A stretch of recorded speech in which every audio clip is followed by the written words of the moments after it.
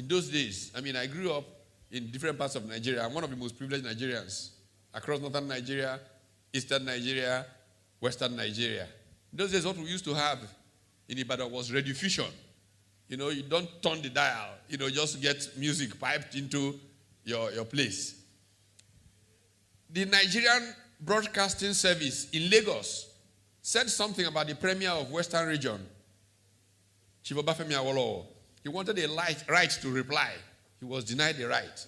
Since he was a regional government and had the right to start his own station, he decided he was going to start his own. But he was not going to start with the old technology called radio. He was going to start with a new emerging technology called television. And in 1959, WNTV started in Ibadan, the very first television station on the continent of Africa. In fact, there was television in Ibadan before there was television in Dublin or Brussels and many parts of Europe.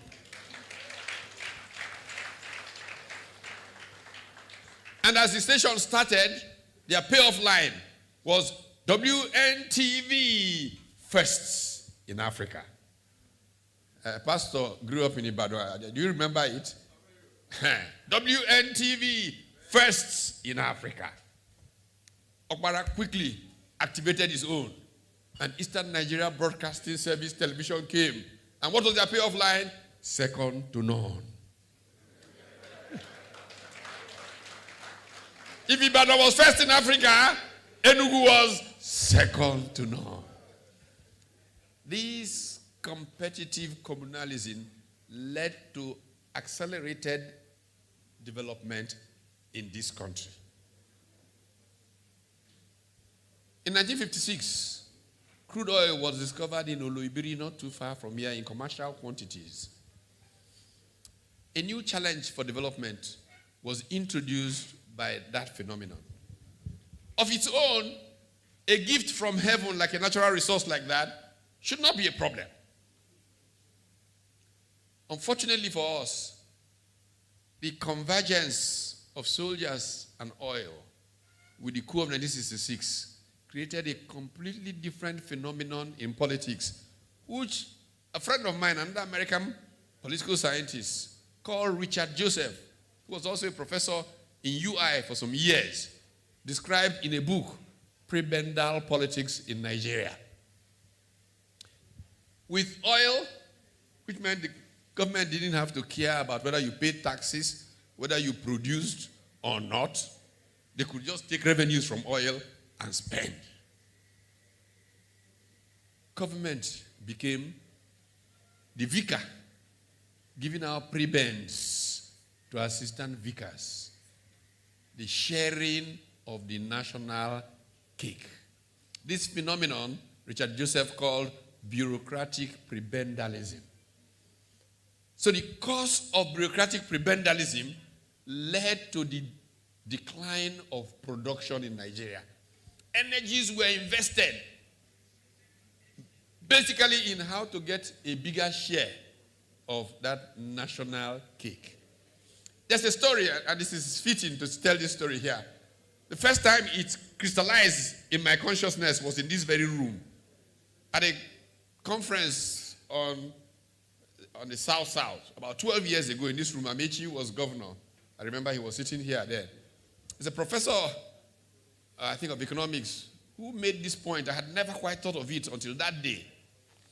He said in the 60s, local governments were not part of the fiscal federalism consideration. Any state or region could create as many local governments as is wanted.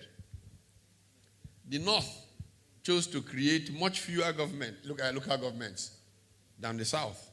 In fact, in the 60s, there were twice as many local governments in the South as there were in the North.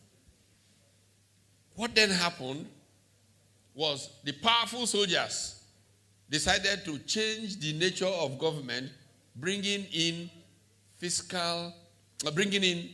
third tier of government, the local governments. And suddenly local governments could get 29.1 or whatever percentage of revenues that were federally collectible the distributable fuel fund.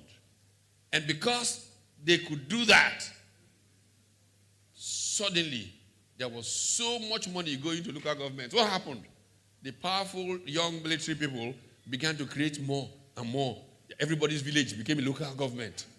We ended up with 774 local governments, where nearly 500 were what was old northern region, and the balance was in all of the old south. Now, in principle, what that meant was that a certain quantum of resources coming from oil was being shared to those states. What has happened? Those states that were getting more and more and more became poorer and poorer and poorer. And so we have reached a stage where Nigeria has become the poverty capital of the world. And a majority of the states responsible for this poverty are the states that are getting more and more revenues through local government allocation. The lesson, for anybody who understands economics, is that production, not sharing, is what makes rich.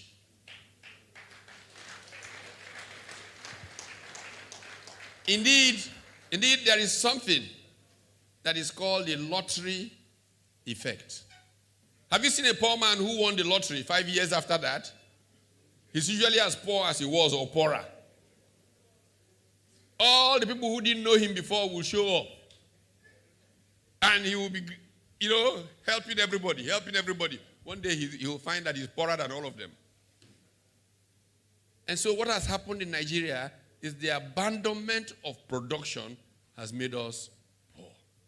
And what the trajectory of the Peter Obi campaign and plan is to ensure that we put in place the conditions that will make us producers and therefore uplift us.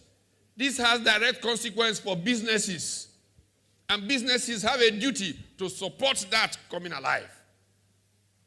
There is a natural interest that all of you here have in ensuring that we make this transition from what? To, I can tell you something. I've written 2 books on this subject.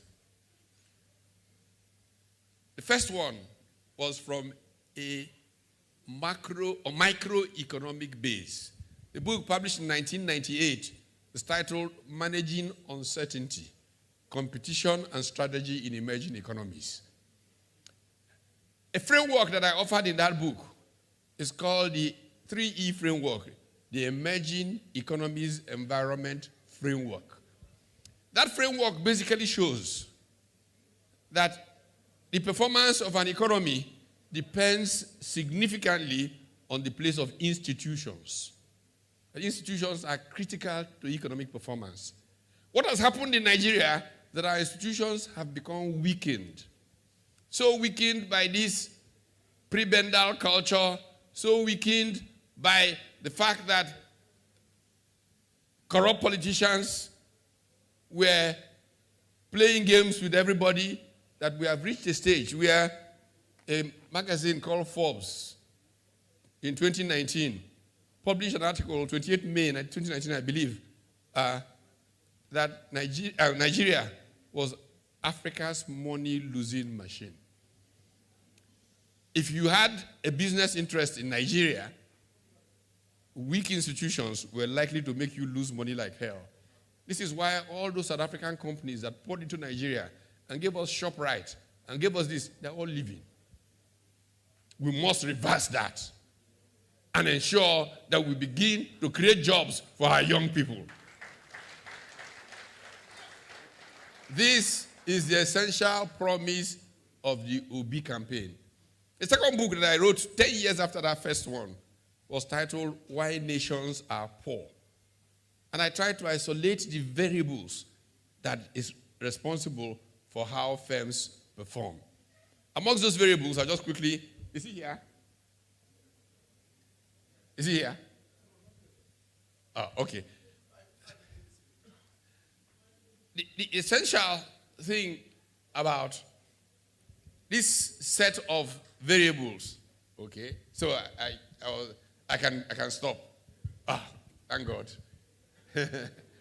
You know, the basic things, I just mentioned the variables, kind of policy choices we make as a country, the strength of our institutions, the quality of human capital, what we invest in education and healthcare, entrepreneurship, the culture of entrepreneurship, our values, and leadership. Because leaders set the tone of culture, and culture determines human progress.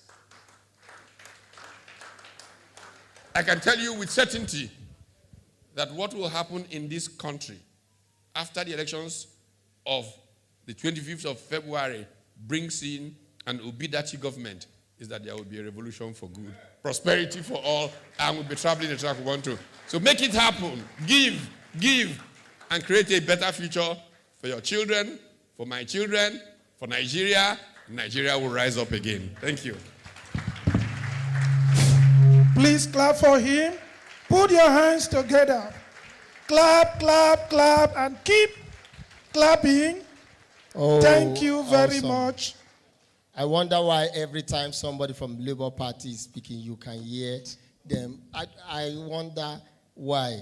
And how come the other people are, you know, Bulablu, Bulaba, Ubunabali. Okay, thank you. La la la la la la la la.